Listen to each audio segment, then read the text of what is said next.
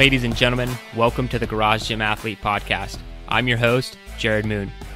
The Garage Gym Athlete Podcast is a result of my desire to build better humans, unequivocal coaches, and autonomous athletes.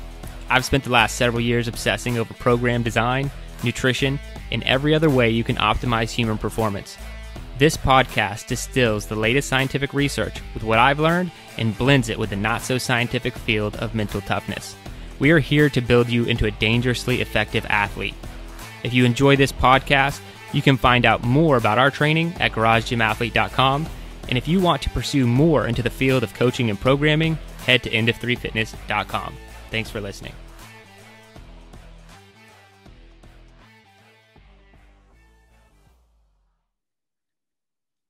Yep.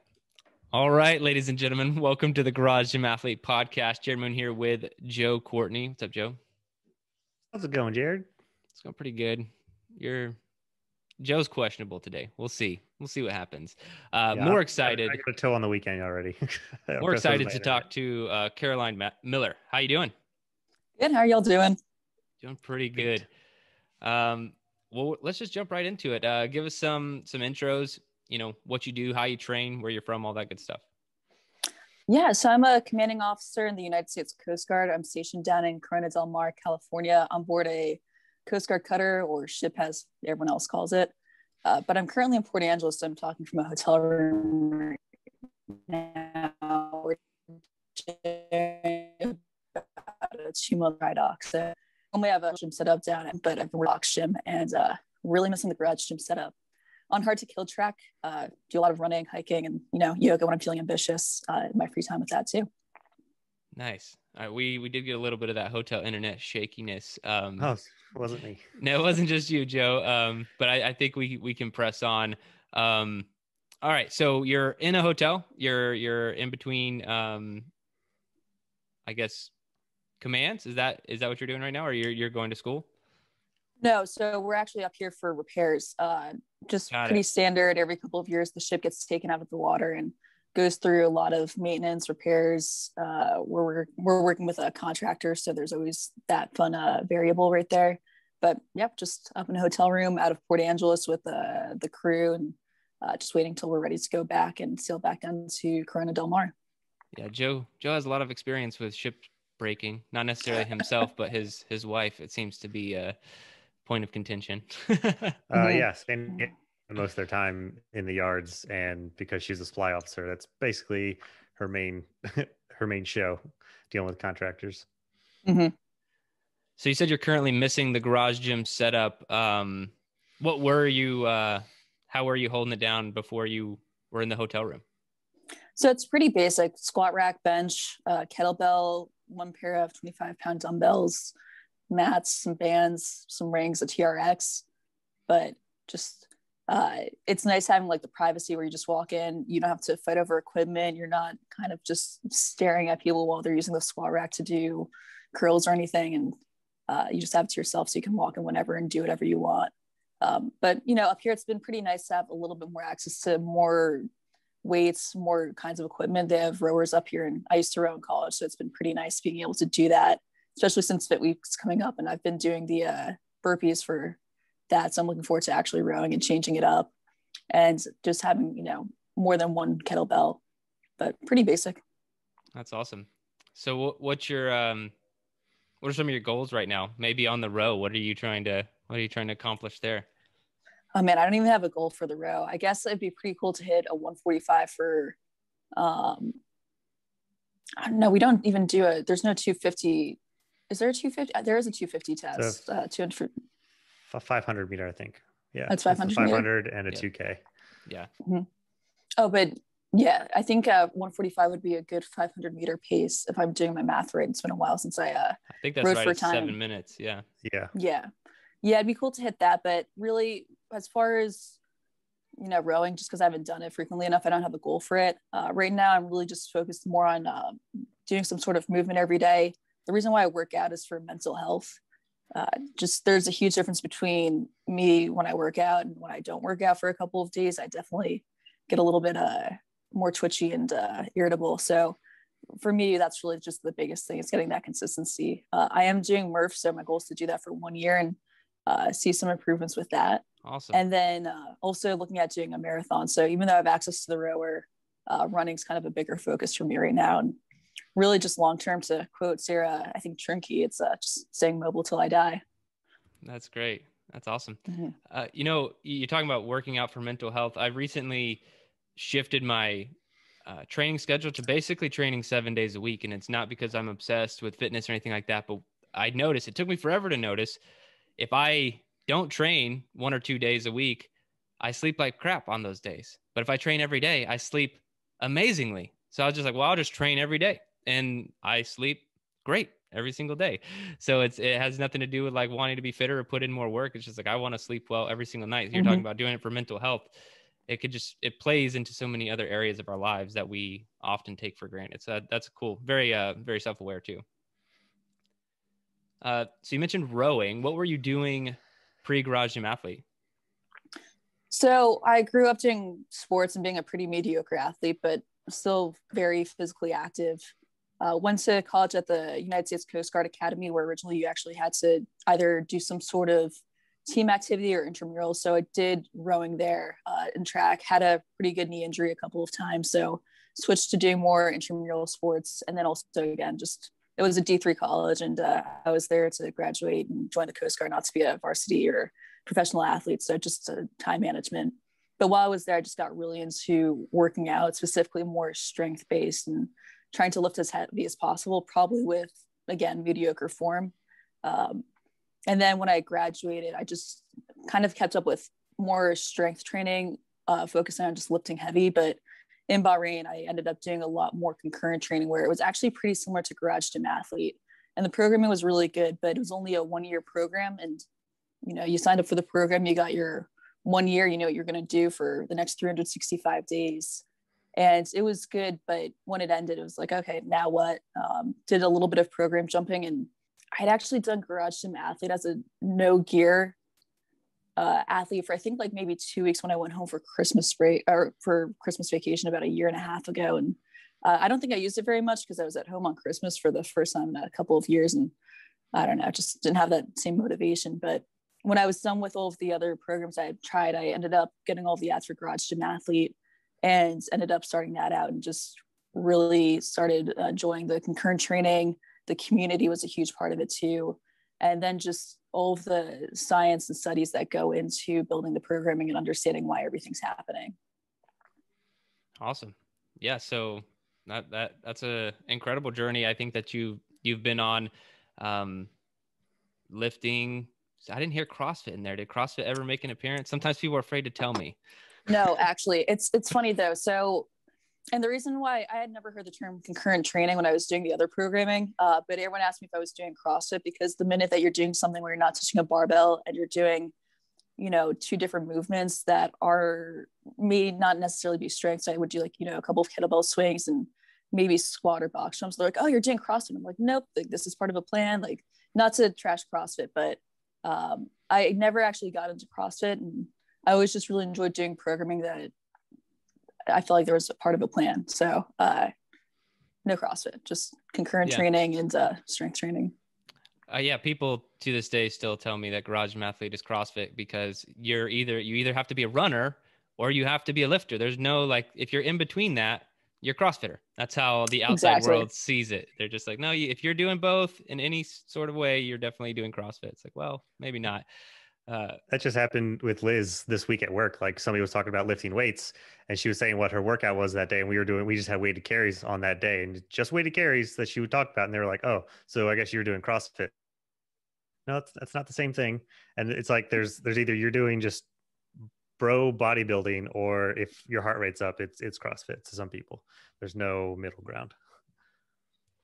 Well, I'd love to dive into just, I don't want to take it for granted here. Like, I think what you're doing in the Coast Guard is a pretty awesome thing and a pretty big deal. I would love to hear just a little bit more about maybe your career, if there's any fitness that's made its way into it, or anything of that nature. I'd love to hear about it. Man, so it's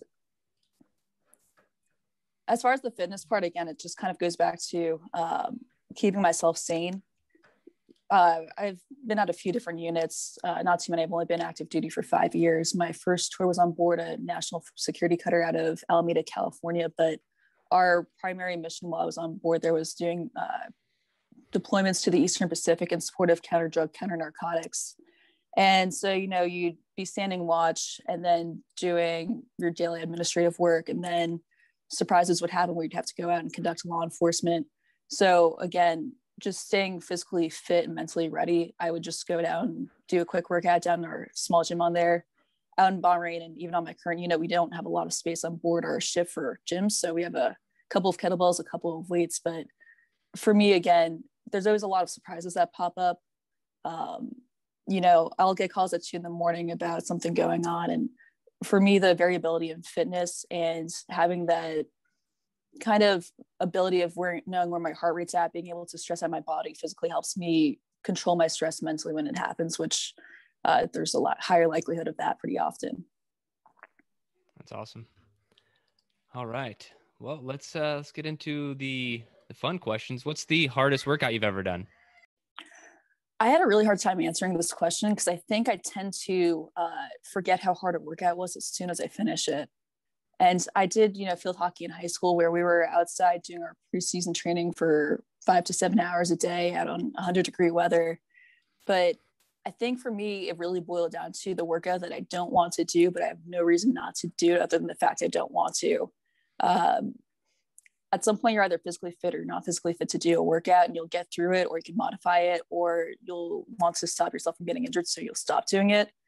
But I think we had the UO3 5K a couple of months ago, and I did not want to do it. I ran like a quarter of it, stopped, went back to my house because I was running it on the beach, ran another quarter of it, stopped, and then a couple of hours later, I just decided to run the entire thing. And that entire process was just so mentally challenging, where my desire to not do the workout was really outweighing my ability to do the workout. And that's really what it comes down to. So even sometimes we'll have workouts in the middle of the week where I have no desire to go and move because I have other things going on, and getting over that mental hurdle is probably the toughest part. And just some workouts are harder when you don't want to do them.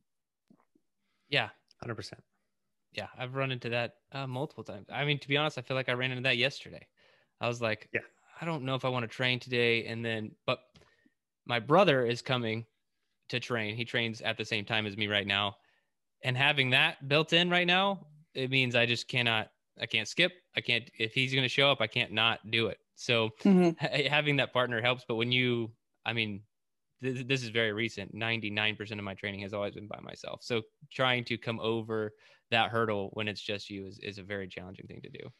Also, like weather, if say now summer, the longer you wait, if you train outside, it's just going to get hotter, and it's just even if you just woke up. So it's like, man, the longer I take, the hotter it's going to be. And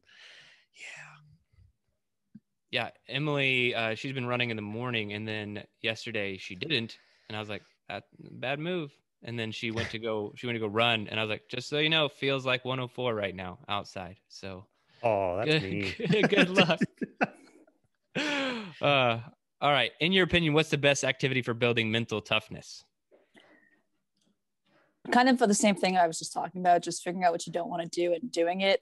In the coaching course, you discuss fear about any anxiety surrounding performance because you don't know your capabilities. And I think for fitness, just figuring out what you're worried about, if you're worried about not making a certain time or not being able to reach a goal that you have, just figuring out why you're worried about it and just go out and try and do it, even if you don't meet the goal that you have.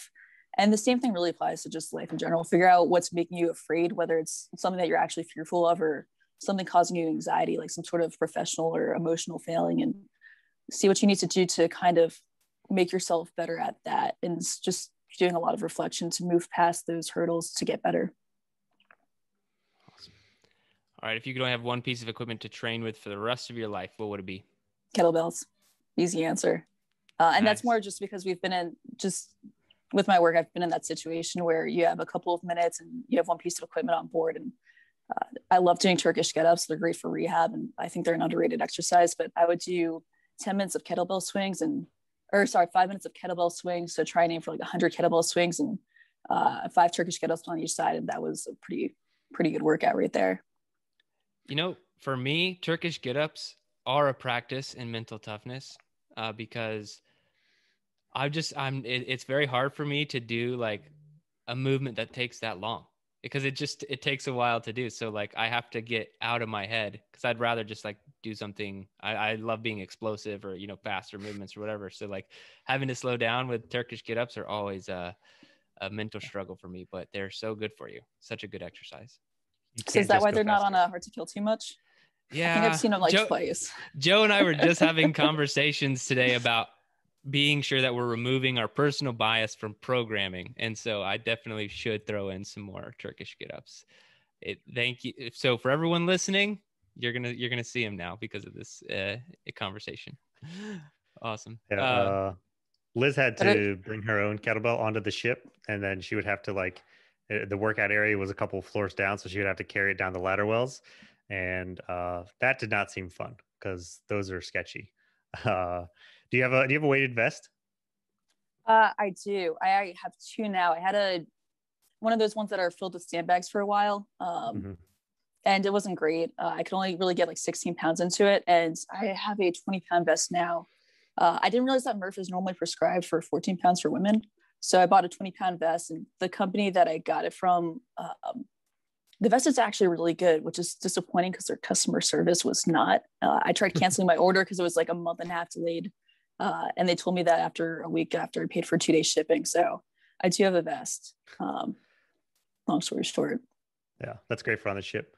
So what would be something you would want to add to your gym? And I guess you're kind of away from it now, but what would be something you want to add to it? I don't know if either of you are Harry Potter fans, but you're good. Okay, cool. So you know how like I think it's in the 7th book, Hermione has like all the stuff that she can just like throw into a bag and it magically like shrinks down, and then she can like take everything out. If I could do that with my gym, like that would be awesome. I don't think it's possible, but and that's not really adding to my gym, it's just making it easier to carry. But if I could just make my gym easier to carry between moves and going to different places, and when we pull in some place on the ship, being able to just throw that out, that'd be pretty awesome. But the realistic answer is probably an Airdyne. I've only used one once. A lot of the gyms I've been to don't have them, especially since I've started Garage Gym Athlete, and it seems like a really good way to really throw in some challenging cardio at a high intensity for a little bit. I love the fictional fantasy answer. I know. Well, one day. We just got some of the Harry Potter books for our kids, so I'm learning about. You actually have to read them then. Yeah, I was making an argument for watching the movies, but we're just gonna stick with the books because they came out with these picture editions too. I don't know if you guys have seen that. The illustrated, we have this. That's what I'm reading. There you go. So my kid, because from 3 to 9 now, you got to have like in between. You can't just have words. Awesome. So last question: what is your best advice for all Garage Gym athletes out there listening?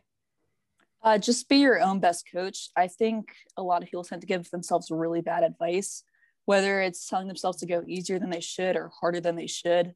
And the reason why I'm saying that is because I've hurt myself doing stuff that I wouldn't let other people do if I was their coach. But, you see that way and you're like, I can do that without a spotter and without like really checking the safety bars, and then you hurt yourself. And 2, it's really easy to be tough on yourself as well.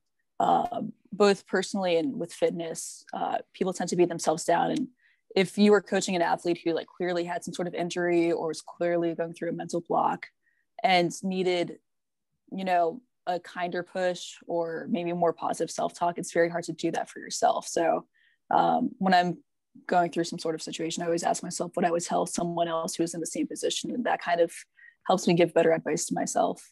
And then also just enjoy being part of the Garage Gym Athlete community because it's awesome and really helps you push yourself as well. So when you're looking for another outside perspective, the community is a pretty good source of that.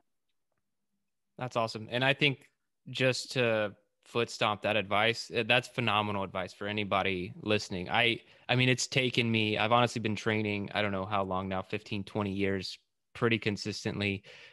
And I've only gotten good at what you just said, maybe over the last 2 years. And I have to force myself because you're right. Like if I'm hurt or something like that, I'll just, let's just keep going. Let's try that. We're fine. But if I was training someone in the exact same situation as me, I would have completely changed everything up. that programming would be different. We wouldn't be doing some of the movements I'm doing, like just all these things. And like I said, it's been a struggle. You're right. It's hard to do this with yourself, but I think that's great advice. Like, well, one last sorry. thing. I know this is toward the end, but off of that, and then just the fact that, you know, being an officer and stuff, have you tried to instill some of that and fitness into some of your troops, some of your people? Yeah, so it's a little bit, the Coast Guard operates a little bit differently than some of the other branches. We used to have unit health promotion coordinators. Those went away a couple of years ago. One of the biggest things is just doing the movements and being active around other people and setting that positive environment.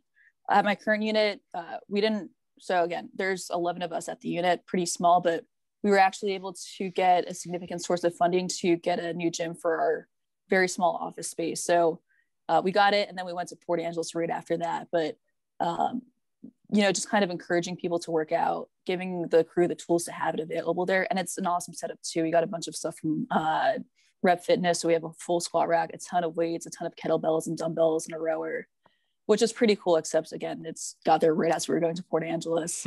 So really looking at opportunities to do it, being very, you know, engaging in conversation about why I work out, both here when I was in Bahrain and at my first unit too. And the other thing I kind of talk a lot about too is time and priority, because just in general, people say that they don't have time to do certain things. And what it comes back to is that everyone has the same amount of time in a day.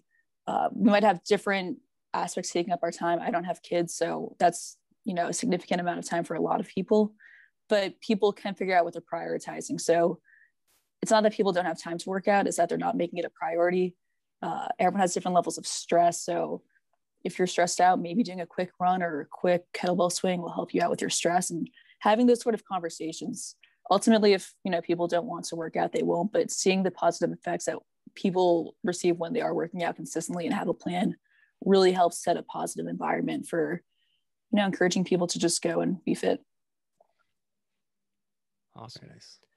Well, I do appreciate you taking the time to do the interview with us today, for being a Garage Gym Athlete, and also going through the coaching course. I've enjoyed working with you through that as well. So yeah, thank you so much for everything that you've shared with us and being a part of the community. Yeah, thanks for having me. Thanks for listening to the Garage Gym Athlete podcast. If you want to learn more, go to garagegymathlete.com. You can learn about our training. Let us send you a copy of our book, The Garage Gym Athlete, or you can even get featured on the Garage Gym Athlete podcast. Thanks for listening.